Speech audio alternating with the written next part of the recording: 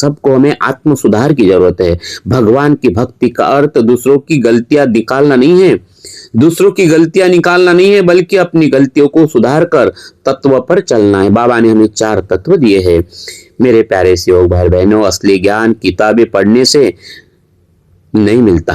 किताबें पढ़ने से तो जानकारी मिल सकती है, लेकिन तत्व शब्द नियम को जीने से ही सच्चा बोध यानी इनलाइटमेंट होता है ना, अद्भुत अनुभव होता है, आत्म अनुभव होता है। मेरे प्यारे से योग भाई बहनों, आइए थोड़ा सा हम रुक जाते हैं, आत्मचिंतन करते हैं। और आत्मचिंतन करने का मतलब होता है हमें खुद से, अपने आप से कुछ सवाल पूछना, उसे आत्मचिंतन बोलते हैं। स्व की ओर मुड़ना।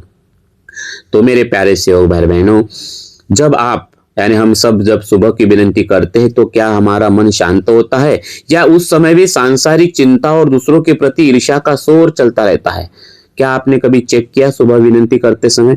तो आज से संकल्प करिए, चेक करिए कि संसार का शोर दिमाग में चल रहा है या मन बिल्कुल शांत है ना। हमें अपने आप से एक सवाल पूछना है, क्या विनती के बाद हमारे व्यवहार में विनम्रता आती है? क्या हम अपने घर और परिवार के सदस्यों के सामने अपना अहंकार त्याग पाते हैं? किस प्रकार से हम अपने पत्नी के साथ, अपने पति के साथ, हमारे सेवकों के साथ व्यवहार करते हैं? किस प्रकार से हमारे मुख कमल से शब्द निकलते हैं? क्या हम इस विनती को हमारे दैनंदिन जीवन में यूज करते हैं? ये थोड़ा सा आत्मचिंतन करना है।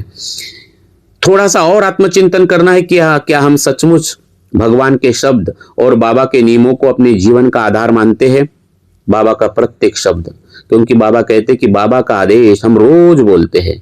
बाबा का आदेश वो भगवान के शब्द है ना, भगवान के शब्द, बाबा के शब्द। तो भगवान के शब्द और बाबा के नियमों को अपने जीवन का आधार मानते हैं, या हम अभी भी अपनी मर्जी को और अहंकार के अनुसार ही जीवन जी रहे? अपने अहंकार में, अपने मर्जी में थोड़ा सा आत्मचिंतन करना है मेरे प्यारे से भाई और बहनों। क्योंकि अहंकार छोड़ना है और खुद को जीतना है तो थोड़ा सा आत्मचिंतन करना पड़ेगा। आइए मेरे प्यारे से भाई बहनों, संसार की रीत बड़ी अजीब है और निर्मम है, बहुत ही अलग है। यहाँ अक्सर देखा जाता है कि जब कोई व्यक्ति संकट में होता है तो मदद के हाथ कम और उपहास, उसकी मजाक उड़ाने वाले चेहरे ज्यादा मिलते हैं। संसार का एक अघोषित और कड़वा नियम बन गया है।